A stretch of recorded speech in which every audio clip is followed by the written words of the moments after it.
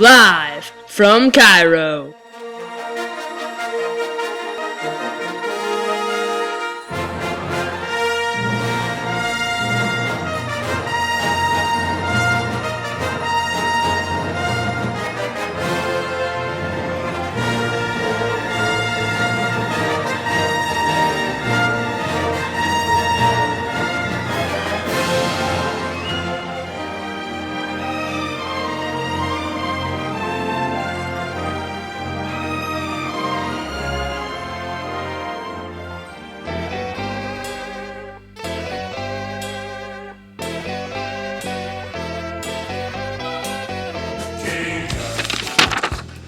Today marks the death of Lord Carnarvon, a British lord who funded the expedition of King Tut's grave in early April of 1923. We'll give you more on that after the break. The ancient Egyptians believed that as long as a pharaoh's name was remembered, he would live for all eternity. Tutankhamun, also known as King Tut, was a minor king. He died when he was only 19 years old. But the discovery of the tomb of King Tutankhamun and its fabulous wealth has made King Tut one of the most famous pharaohs of ancient Egypt forever. The excavation of King Tut's tomb was funded by Lord Carnarvon, and the head archaeologist was Dr. Howard Carter.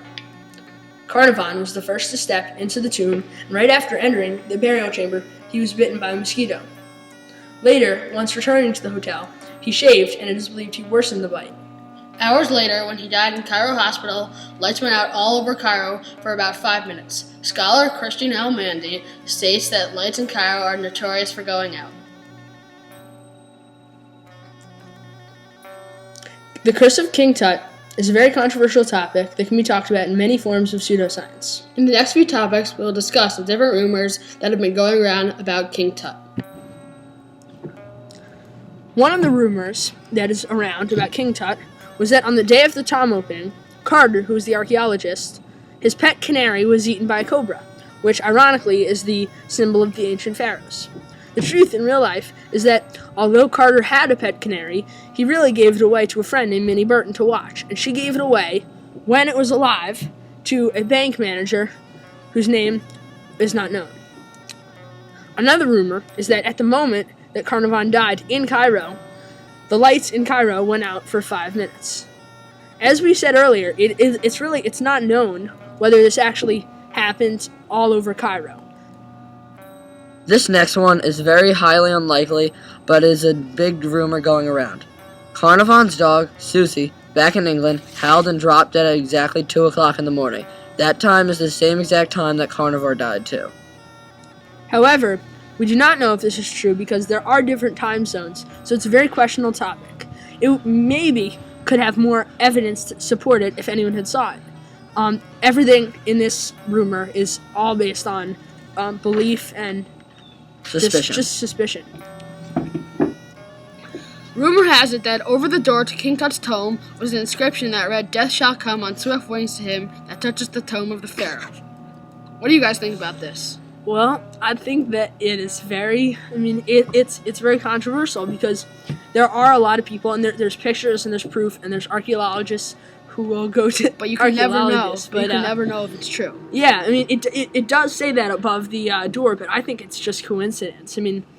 I don't want to be a downer to anyone who believes that, but I think it's just pure coincidence that, Carnarvon was actually bit by a mosquito, and that's what the inscription says.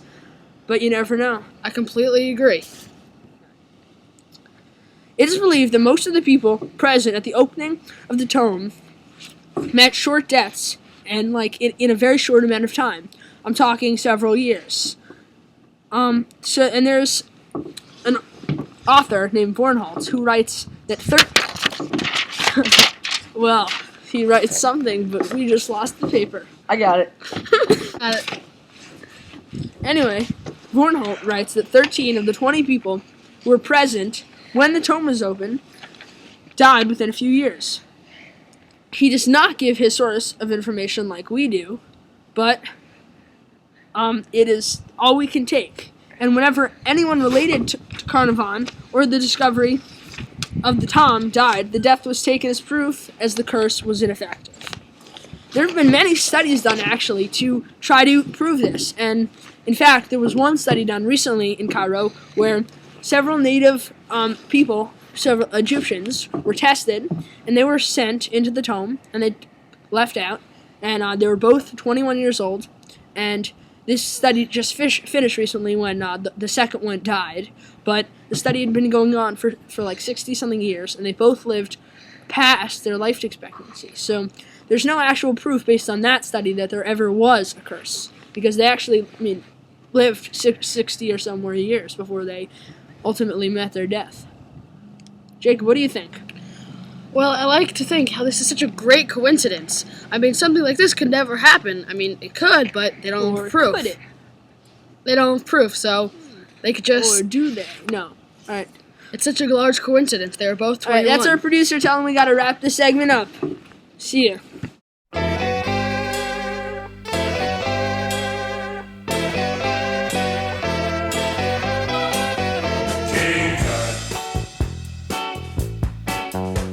Now when he was a young man, he never thought he'd see people stand in line to see the boy king. How'd you get so funky? Did you do the monkey? Born in Arizona, moved to Babylonia.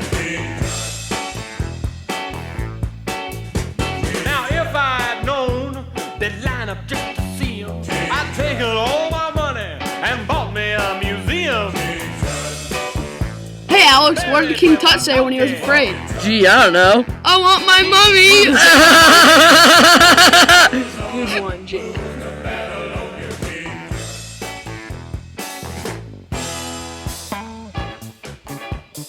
Dancing by the night. The ladies love the style. Rocking for the mile. He ate a crocodile.